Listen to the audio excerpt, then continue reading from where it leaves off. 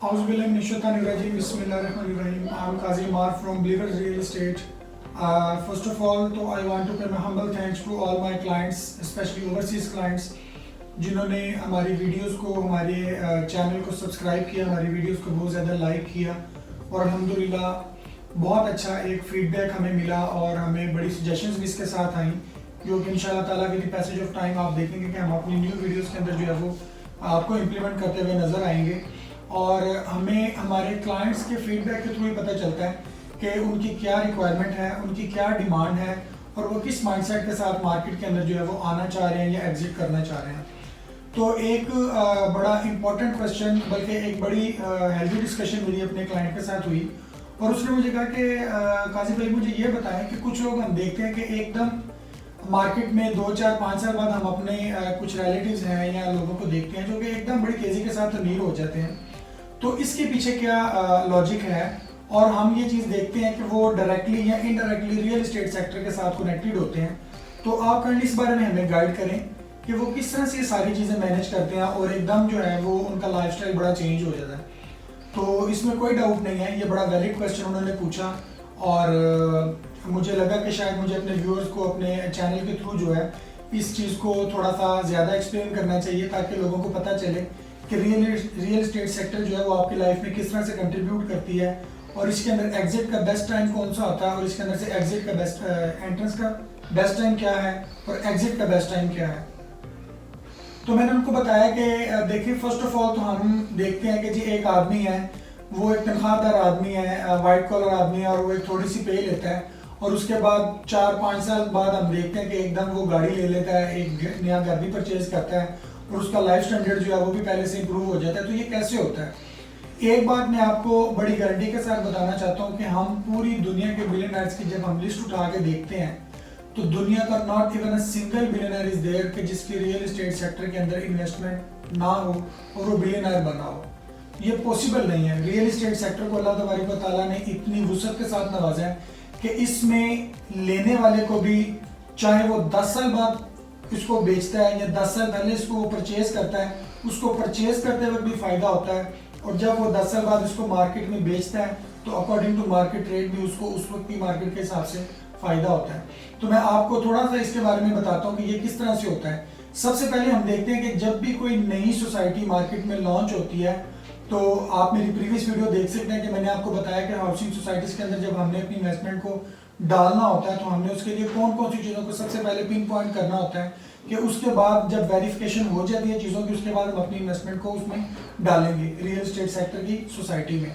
तो सबसे पहले होता है इस तरीके से कि ये लोग जो मार्केट में अभी मैं जिनकी बात कर रहा हूँ कि एकदम आपको, जैसे मैंने भी बताया कि डिस्कशन होती है कि ये एकदम अमीर हो जाते हैं, ये किस तरह से होता है? ये इस तरह से होता है कि वो मार्केट में इन चीज़ों के साथ इन टच रहते हैं और देखते रहते हैं कि कहाँ पर किस एरिया के अंदर नई सोसाइटीज़ जो हैं वो लॉन्च हो रही हैं।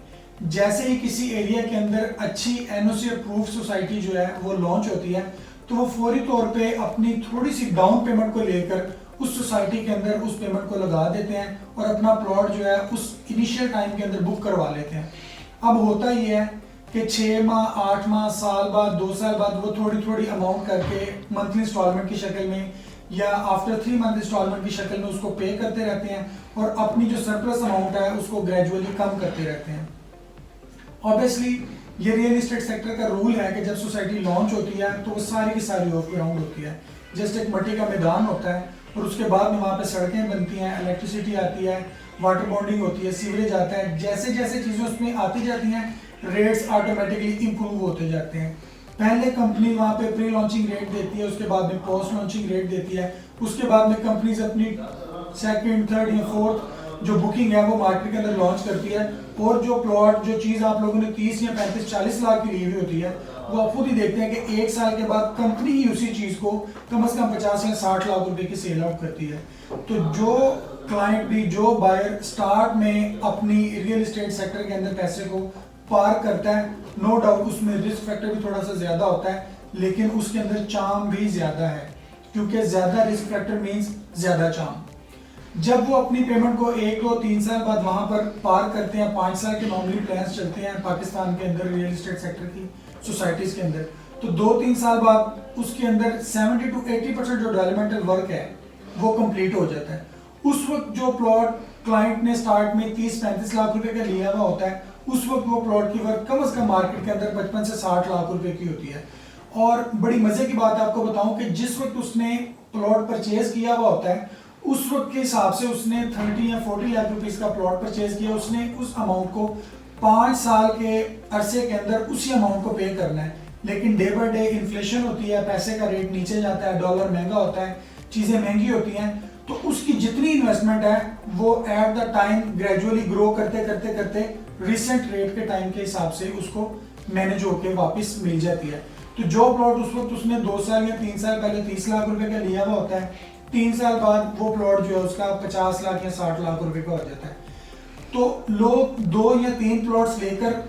बाद में जब वहां पर बैलेट होती है, प्लॉट नंबर मिलता है, लोकेशन के हिसाब से अपने उस प्लॉट को बेचते हैं और उस प्लॉट को बेचकर अपना उस पैसा जो है वो या तो उससे गाड़ी खरीद लेते हैं, या से उसे अपना लाइफ स्टैंडर्ड जो है इम्प्रूव कर लेते हैं, अपने पुराने घर को रेनोवेट करते हैं, अपनी नॉर्मल जो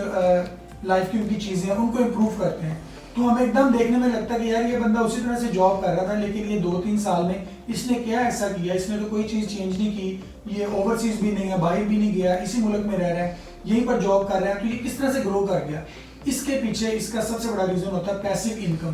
पैसिव इनकम यही है कि जब आप किसी रियल एस्टेट सेक्टर के अंदर पैसा डाल देते हैं, वो पैसा ऑटोमेटिकली पड़ा वहां पर ड्यू टू डेवलपमेंट वो पैसा आपका डबल या ट्रिपल हो जाता है। तो ये सबसे मेन चीज है कि हम एकदम देखते हैं कि कुछ लोगों का लाइफ स्टैंडर्ड इतना इंप्रूव कैसे हो गया। नंबर सेकंड बात,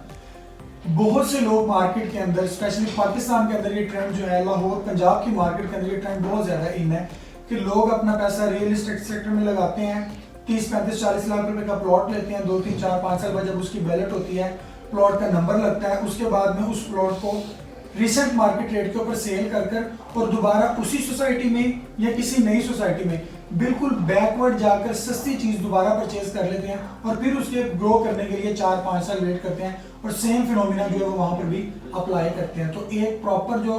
पैसिव इनकम का साइकिल है वो उनका चल निकलता है। अपने जो ब्रेड एंड बटर है किचन का वो अपनी एक्टिव इनकम के साथ चलाते हैं, जॉब है या कोई माइनर सा बिजनेस है उसके साथ, और जो अब उनकी पैसिव इनकम है उसको वो एज एन इन्वेस्टमेंट बार बार पार करते रहते हैं और उसमें से फंड्स निकाल कर यूज करते रहते हैं। तो ये रीजन है, इसीलिए मैं हमेशा अपने सारे क्लाइंट्स को, अपने लिसनर्स को, अपने व्यूअर्स को ये रिकमेंड करता हूँ कि रियल एस्टेट सेक्टर दुनिया का वाहिद ऐसा सेक्टर है जो आपके पैसे को बड़ी तेजी के साथ और बड़ी सेफली ग्रो कर आप तक बड़ा आराम से जो है पहुंचाने में अपना किरदार जो है वो प्ले करता है। तो लिहाजा अगर आप अपनी इन्वेस्टमेंट को इंस्टॉलमेंट वाली किसी भी सोसाइटी के अंदर DHA में या DHA से बाहर किसी भी जगह पर आप उसको पार करना चाहते हैं तो आप स्क्रीन पर दिए गए मेरे कॉन्टैक्ट नंबर के ऊपर मेरे साथ कॉन्टैक्ट कर सकते हैं। My contact number is 03219342 942। I am Kazi Amar, Believer Real Estate. आप सबका बहुत शुक्रिया, थैंक यू वेरी मच।